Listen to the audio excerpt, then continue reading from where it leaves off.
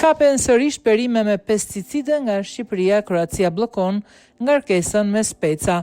Një tjetër ngarkesë me speca ka rezultuar me normë të lartë pesticidesh në kufi të Kroacisë. Njoftimi është dhënë nga shteti kroat dhe është shpërndar në sistemin evropian i sigurisë ushqimore. Në njoftim thuhet se në specat nga Shqipëria janë identifikuar 3 lloje pesticidesh mbi normë: flonitsamidit, klorfenapir dhe tubufempirat. Ndaj është dhënë alarmi nga ngarkesa dhe ajo është bllokuar për t'u azisuar, teksa Kroacia ka dhënë njoftim për rrezik serioz. Në 29 shtator, autoritetet vendase ende nuk kanë reaguar as për të sqaruar qytetarët nëse kjo sasi specash kishte destinacion vetëm tregun e huaj apo shpërndar edhe në vend.